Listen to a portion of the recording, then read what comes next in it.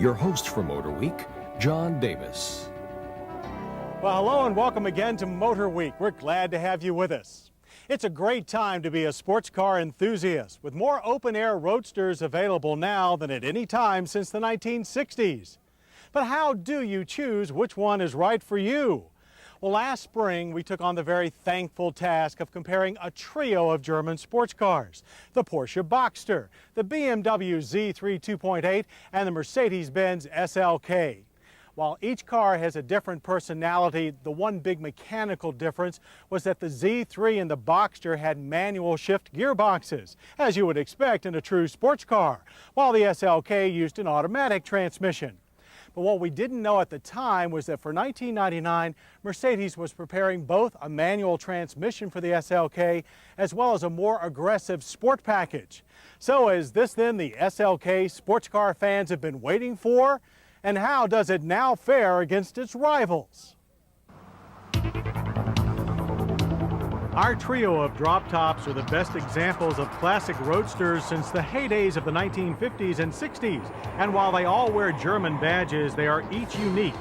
When it comes to traditional front-engine, rear-drive sports cars, both the Mercedes-Benz SLK 230 Compressor and the BMW Z3 2.8 qualify for consideration, while the mid-engine Boxster represents the preferred approach of Porsche-philes.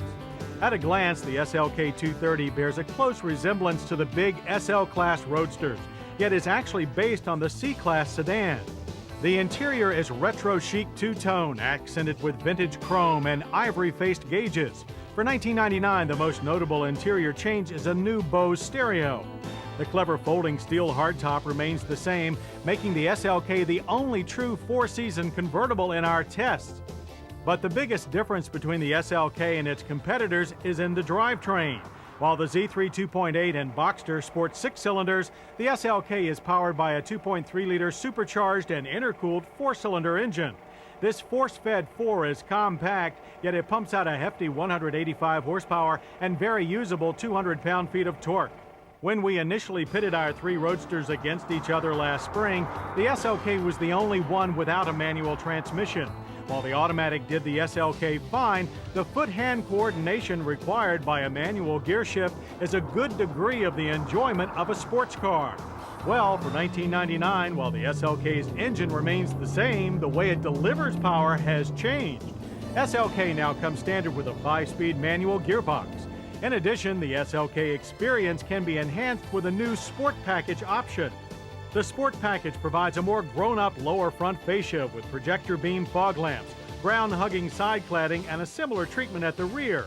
In keeping with other Mercedes Sport Packages, tires and wheels are upgraded. Larger 17-inch wheels support serious 225/45 Z-rated tires on the front and even fatter 245/40 treads on the rear. While there are no other suspension changes, Mercedes mounts the SLK on a sophisticated multi-link suspension and gave it trick standard features like a sophisticated traction control system and ABS with new for $99 electronic brake assist. BAS makes sure all the SLK stopping power is used in an emergency. All for a price of $40,000 even to start, with the Sport Package adding another $3,990. Our test car also had metallic paint for a total of $45,185, including freight. Next up, the BMW Z3 2.8, clearly the most faithful to the classic roadster tradition. The addition last year of a 2.8-liter inline 6-cylinder to the entertaining Z3 made the American-made BMW far more inviting.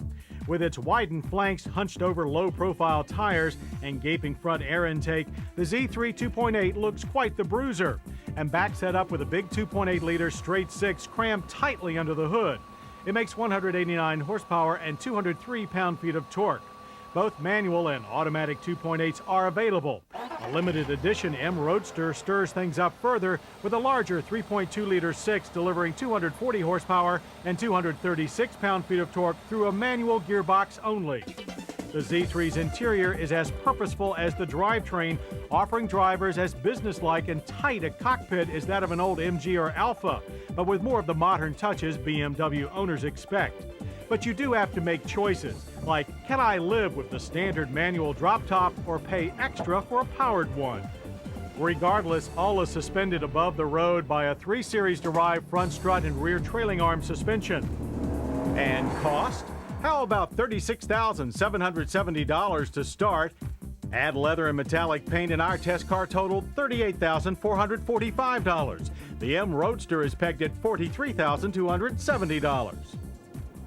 The third of our trio is the only one with the engine behind the cockpit, the Porsche Boxster. While the Boxster skin was clearly inspired by the 550 Spider, mechanically it is a very different breed from past Porsche efforts. The most critical change is the Boxster's flat 6 engine, which is now water-cooled. And for the first time since the 914 was canceled in 1976, the engine is mounted amidships ahead of the rear axle.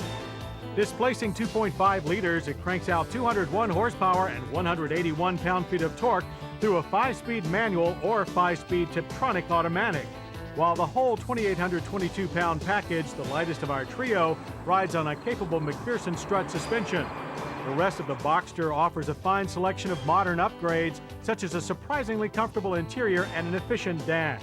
The power soft top folds quickly and stores flush with the body. It's pure Porsche with a good dose of modern conveniences, all for a price of $41,000 to start. However, adding typical options like cruise control, a compact disc stereo, leather trim, 17-inch wheels, and metallic paint, and you're at the $47,182 level of our test car. The Boxster is not a 911, but is not cheap either. But while price usually influences the decision of which car to buy, it's performance that is the strongest motivation for sports car enthusiasts. With that in mind, we hit the track, specifically the road course at Pennsylvania's Pocono International Raceway. First up is raw acceleration. Launching easily thanks to its excellent clutch feel, the lightweight Boxster posted a 0 to 60 time of 6.7 seconds.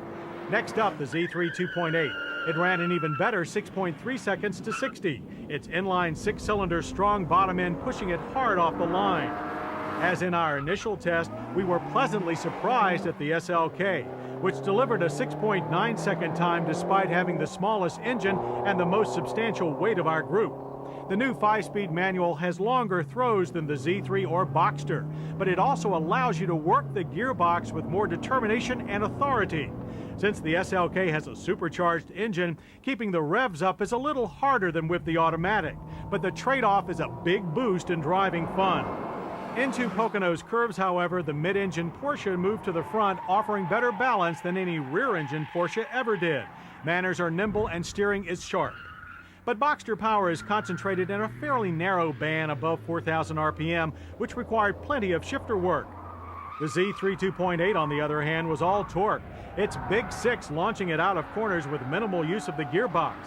Front plow is more pronounced, but its muscular feel pleased many of our drivers who compared it to classic roadsters like the Triumph TR6. Surprisingly, the revised suspension of the M Roadster adds little to the overall handling experience, but it is the easiest to slide around the corners. Despite being the most luxurious roadster of the group, we've consistently been impressed with the SLK's handling.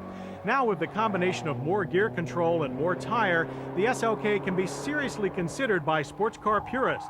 We found the steering feedback continues to be excellent and better than the Z3 2.8. Not having too much weight over the front wheels also gave the SLK rock-solid stability, yet you can point the car accurately with a massage of the pedal. Our conclusion? That each of these cars is a valid interpretation of the Roadster legend and that they are different enough not to overlap and appeal. The Porsche Boxster is everything we can think of in a modern car that retains the Porsche spirit. It is fast, forgiving, and fun to drive. But its purest nature will also make it the car most likely to remain garaged in winter or for that slow, boring commute into the city. The BMW Z3 2.8 reminds us most of the traditional long hood, short deck roadster of yore, in looks and in performance. It also has highway manners that require the most skill to master. But once done so, it is the kind of car you see driving with the top down on a 40-degree day. With its steel retracting top, the Mercedes-Benz SLK 230 was our pick as the best year-round roadster in our first comparison, and our opinion on that is stronger than ever. It has the best ride, the most comfort, and a lot more luxury and convenience features than you have a right to expect in such a concise machine. Now with the 5-speed manual and sport package, the SLK adds the edge that a sports car needs to be taken seriously. What's great about these three cars, besides the fact that they exist at all, is how each has remained true to the personalities of their brands. Even blindfolded, you won't mistake a Mercedes-Benz SLK 230 compressor for a BMW Z3 2.8 or either one for a Porsche Boxster. They are, if you please, true to their schools. We think that individuality is why each car is so successful and why so many wide-eyed applicants are standing in line to learn what the classic Roadster experience is all about. Coming up, celebrating 50